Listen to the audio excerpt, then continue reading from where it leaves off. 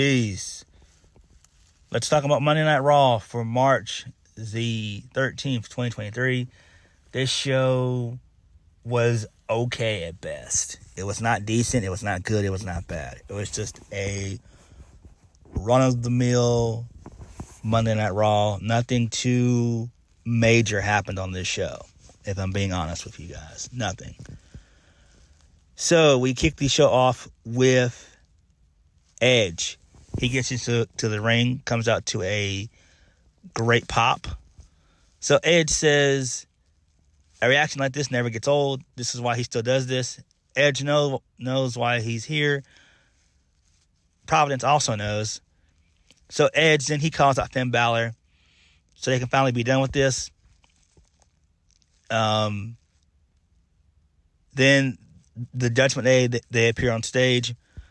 So Edge puts his head down in frustration. Balor says he's here live in the flesh.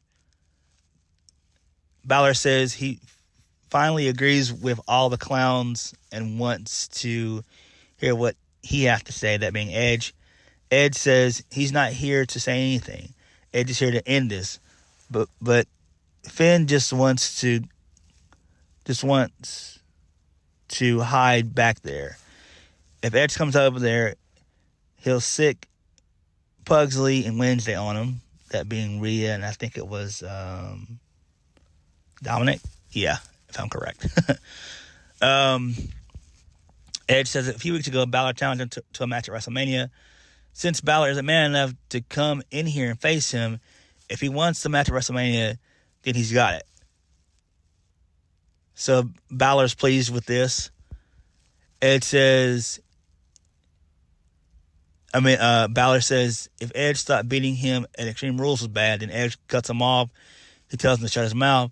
He says for the last year of his comeback, he's wasted it on all of them. And the year before that, he's wrestled in front of a bunch of TV screens in the Thunderdome. Edge doesn't have a lot of time left for this. Edge needs to accomplish what he needs to do before he's done. He's running out of time. So Balor then pulls the Judgment Day out under his feet. And, he said that Balor pulled the Judgment Day out from under Edge's feet and made them better. Edge can admit that because he's leaned into what they are. Bitter, immature, malcontents. They're an emo delight. It worked. Every other week, they had him left laying. They made Edge utter two words he never thought he'd say out of his mouth, that being, I quit. And then they still bashed Beth's skull in with a concerto. For the last year, they've tried to make his life a living hell. A lot of the time, they accomplished it, but there's only one way that this can end. And then Edge says at WrestleMania, it's going to be him versus Finn Balor inside Hell in a Cell. Balor says he's been to hell before. It spit him out. Hell couldn't handle his demons. Balor says, I'll see you at WrestleMania. And then Balor sends the Judgment Day to take out Edge. But the save is made by Dexter Lumis, Candice LeRae, and Giant Gargano. This leads us into our first match of the night. The Judgment Day featuring Damian Priest and Dominik Mysterio versus Giant Gargano and Dexter Lumis. So, the Judgment Day, they win via the South of Heaven. This match went kind of way too damn long, but nonetheless, it was decent. And this is okay, I guess. Who really cares? Moving on. So, earlier on in the day, Kathy Kelly had an interview with The Miz. She was trying to get an interview of him. He was interrupted by Chad Gable. So Chad Gable runs up to Miz and asks if he's seen Otis. Miz says if he's lost his dog, then that's not his problem. Miz has flyers for this. Gable says that's a good idea and runs off. And then Kathy Kelly was talking about a co-host. And Miz, he scoffs at the idea.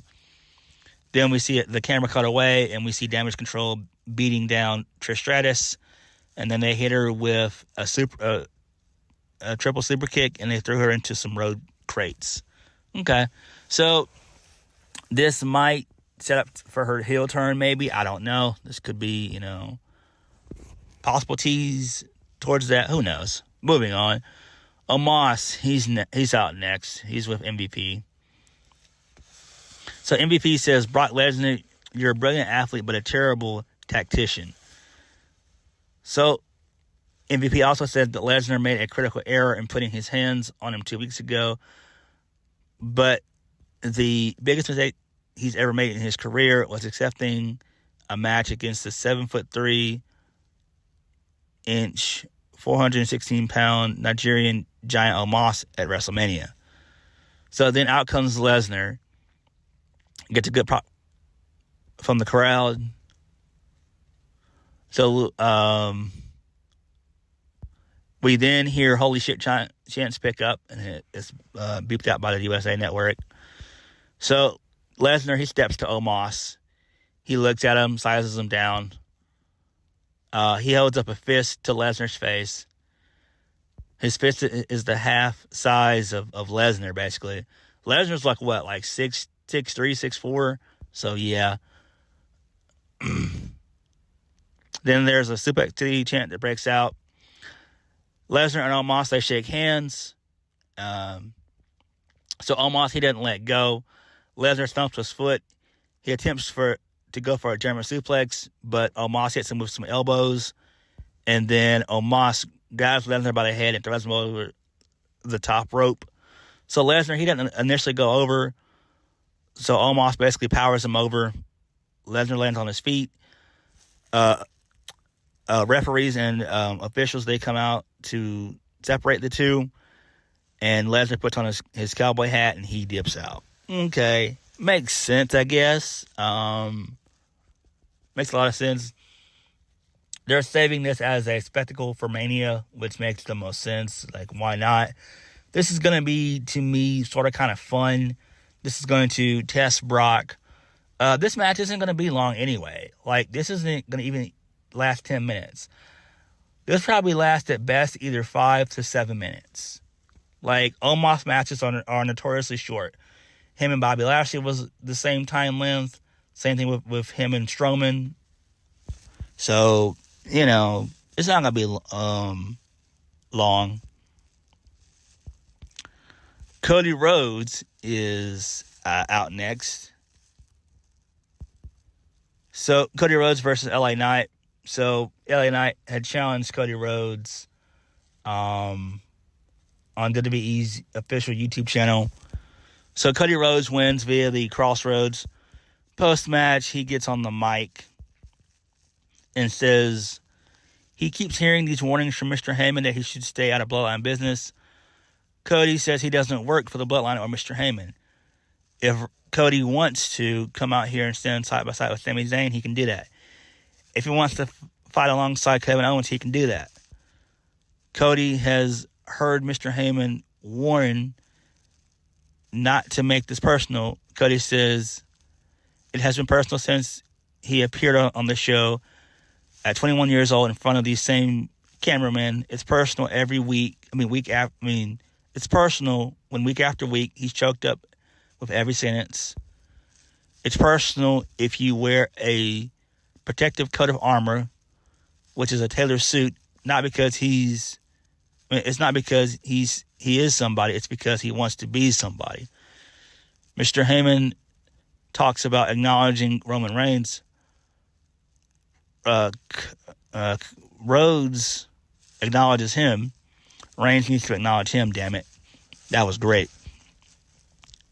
Cody says he's not perfect, but he has been perfect since coming back to WWE, which is correct. Cody then states that he's undefeated. Cody grew up thinking that he was a prince in this industry, but he has no crown. And on April 2nd, when the sun goes down on Hollywood, it's going down on Roman Reigns' generational run on April 2nd. It's not just those, it's not just those that have Rhodes and Reynolds blood pumping through their veins. It's everyone that's ever rooted for him.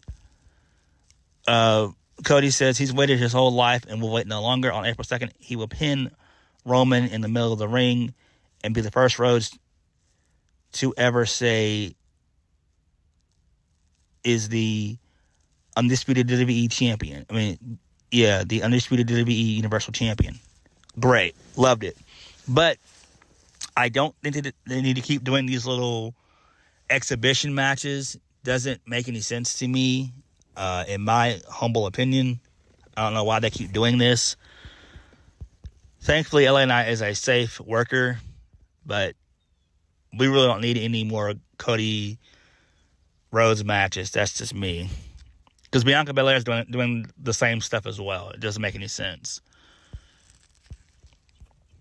So, Byron Saxton, he's backstage with Seth Rollins. Rollins is laughing and dancing. Byron, he talks about the sucker punch. Rollins says Logan Paul was acting like he won the lottery because he did. Logan handed the shot. Logan landed the shot of a lifetime on Rollins. If there's one thing we learned about Rollins over the past 2 years, is you can't keep him down. The next time Logan Paul, The Miz walks up behind Rollins. Miz says Rollins is just jealous that Logan Paul knocked him out with one single punch. Rollins has lost control of the narrative. Miz says as the host of WrestleMania, he has privileged information. Next Monday, Logan Paul will host Impulsive Live TV. Miz will be a guest. So Corbin then walks in and says he can be a guest since his schedule is free. Miz says that's not going to happen. Corbin mentions he could be a co-host at WrestleMania. Rollins laughs. Miz says he doesn't even have that kind of pull.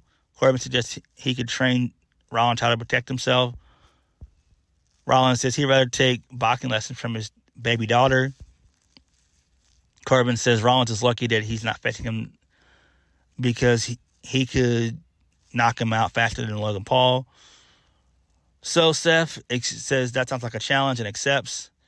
Miz tells Corbin if he takes care of Rollins, he'll put in a good word with Logan Paul. Okay, that's pretty cool stuff. So Elias is wearing an Ezekiel shirt, so which is pretty cool. I do like that gimmick. So Elias versus Bronson Reed. Bronson Reed wins via the tsunami. Who cares? Elias has been roadkill for years now. For years, he's been getting his ass kicked for years. The guy's a damn jobber. It's a damn shame. Best bet is just to make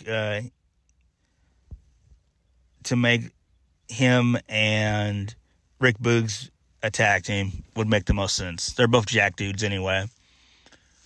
Reminds me of the 1980s. It really does. Moving on. So Kathy Kelly, she's backstage, standing outside the trainer's room. So she's trying to get an update on Trish Stratus. So Chad Gable, he comes up with flyers looking for Otis. Kelly says she hasn't seen him. Gable walks off. And then we see Becky Lynch and Lita charge by him and enter into the trainer's room. Then again, we're backstage with Kathy Kelly. She's backstage this time with Kevin Owens. She asks about facing Solo Sikoa in a street fight. She asks why he refused help from Sami Zayn. Kevin says he needed help a long time, but he didn't get it. Sami has been asking him for help. With the history between them, is it really hard to understand why he wouldn't want to fight alongside Sami? KO says he doesn't need him. As for Cody, if he wants to help out Sami Zayn, then that's his problem. Kevin says he also doesn't want Cody's help. Kevin also says Cody needs to focus on his WrestleMania match against Roman Reigns.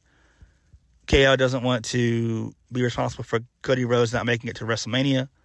Owen says he will fight Solo Sikoa tonight and anyone else he brings by his side. So, we get a backstage video from earlier on in the day involving Street Profits. They're making fun of Austin Theory being destroyed by John Cena, which is 1,000% the truth, because John Cena absolutely murdered Austin Theory on the mic last week. So, Theory laughs and says that he hopes that they'll continue to be good at this because that's all they've got. In a few months, they'll be unemployed. Damn, that was low. As for him, he got what he wanted, which was a match against John Cena at WrestleMania. Cena had a lot to say about him because he's the most important thing in the WWE. Theory wants to figure out who's the toughest among the Street Profits. Theory thinks it's Angelo Dawkins. It's not Montez Ford. When it comes to Ford, he's just a big bag of jokes. The biggest joke is that he lands on his face when he gets an opportunity.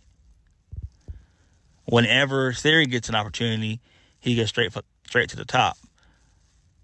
The smoke they claim to just bring just leads them to choke. Dawkins says that Cena's going to humble him at WrestleMania. Dawkins says the humbling doesn't have to wait. Doesn't need to wait. He'll cook him tonight. So Theory accepts the challenge, and he reminds them that they're going to be doing nothing at WrestleMania.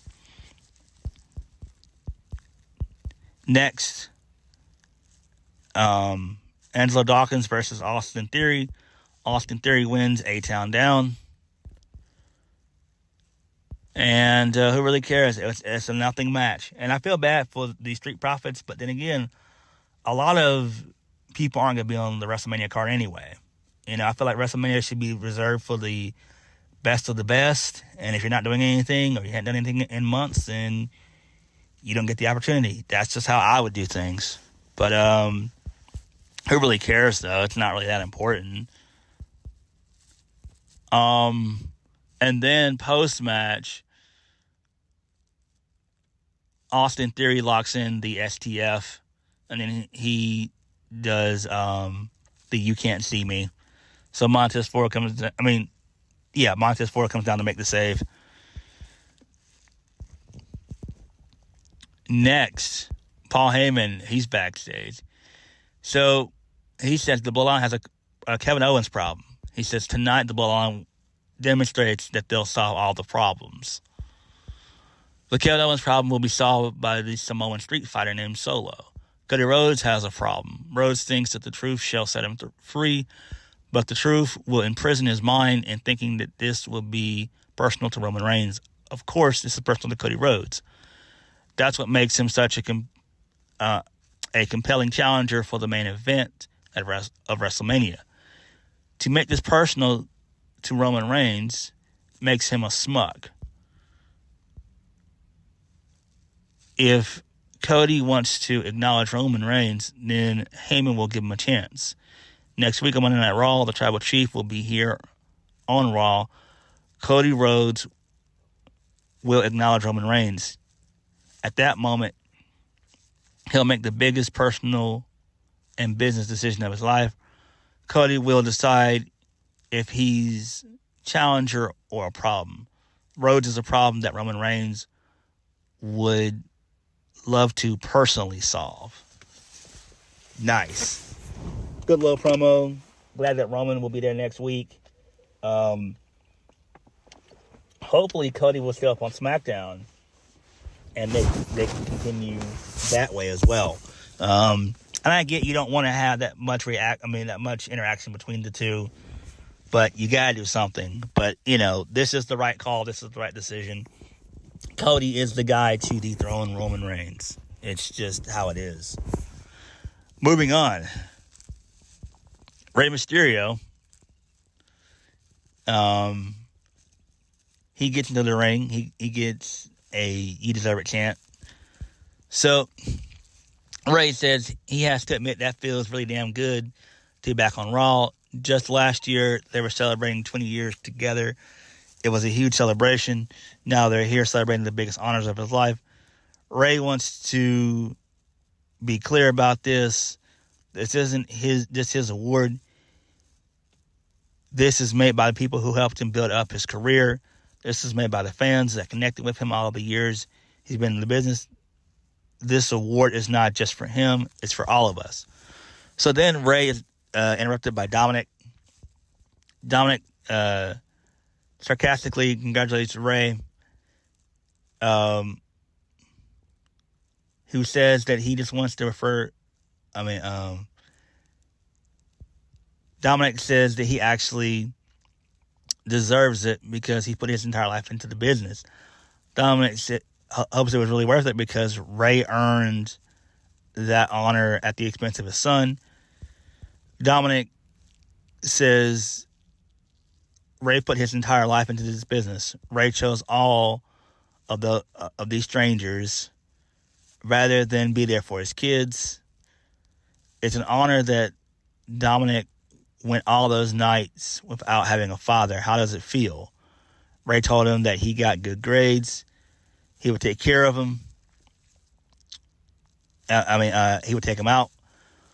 When his 8th grade promotion came up, Ray ditched him for WrestleMania. What else happened? He turned 16. Ray said he'd get him a new car. All his friends showed up with a brand new Mercedes, and Ray got him a BMW. Dominik says that it wasn't even an M series. Damn. The fact that he got a the fact that he got a BMW at 16 was great. The average person ain't even getting that at 16. You might get, if you're fortunate, maybe like a Honda or something like that or something. You ain't getting no BMW.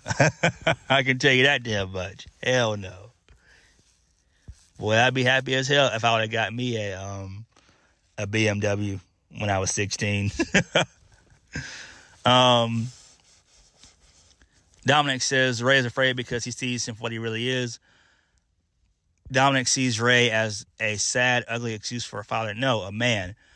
Ray tells him to take that back, but Dominik lowers his microphone. Dominik says he'll let Ray enjoy his Hall of Fame weekend at WrestleMania, but he'll make it better for him because he's challenging him to a match at WrestleMania.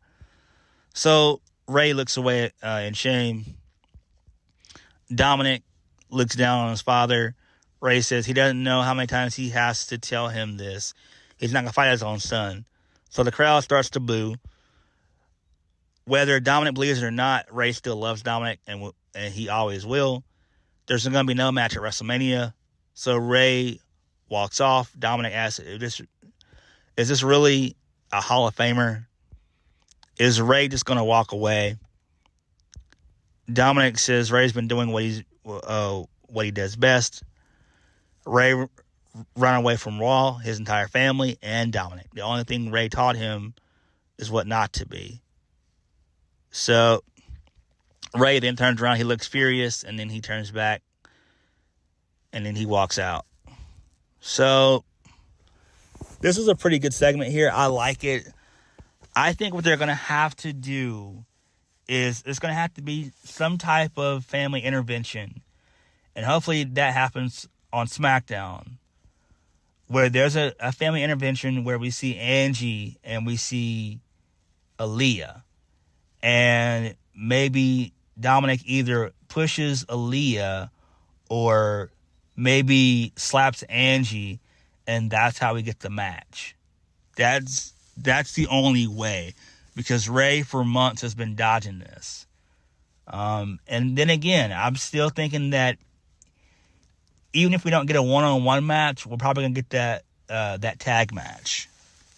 You know, Damian Priest and Dominik Mysterio versus Rey Mysterio and Santos Escobar.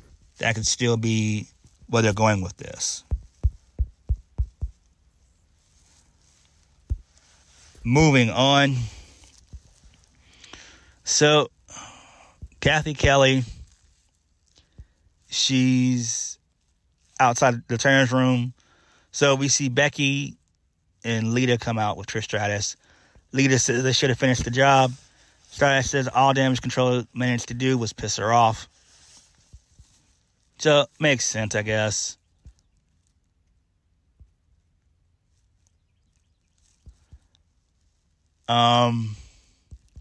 Next, Seth Rollins versus Baron Corbin. Seth Rollins wins via the stomp. And Miz was out there on commentary. And this match was maybe about, 3 minutes, which was great.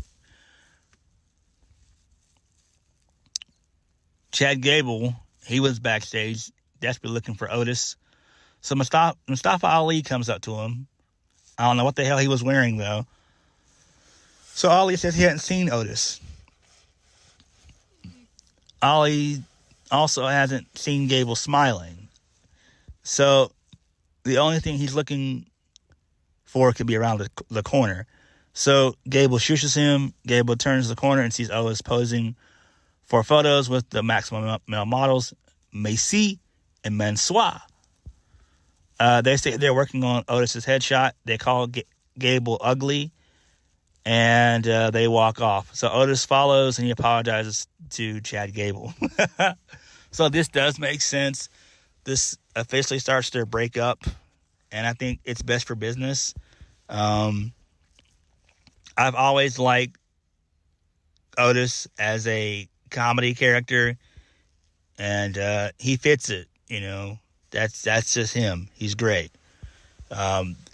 He was the main reason as to why Heavy Machinery were so over in NXT and on the main roster for a little bit. Tucker, oh man, that guy, it's horrible. I don't even know if he's still even in the business anymore. Probably not. I have to look into that.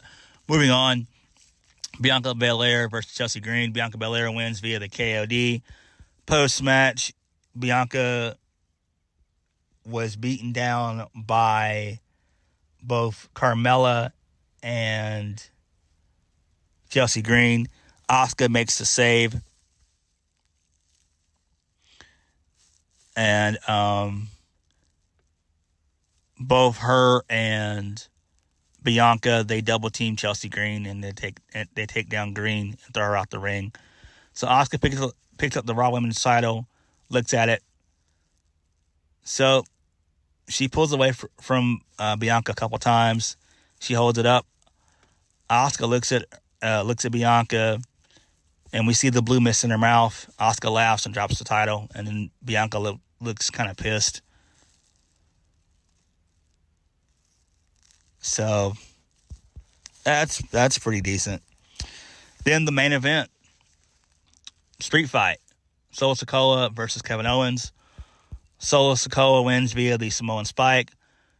Towards the end of the match, they brawl in the backstage area, and then the Usos, they show up. They hit a super kick to Owens. They do another super kick in the ring, and then Solo does the Samoan Spike and wins 1, 2, 3. And then the Bloodline, they stand tall. And that was it. That was Raw. So Raw was okay this week. It could have been a lot better. It was kind of a downer this week. A couple of good things happened. Edge and Balor are official. Hell in a Cell, they're official at WrestleMania, which makes sense. This is going to finally end their feud, which makes perfect sense.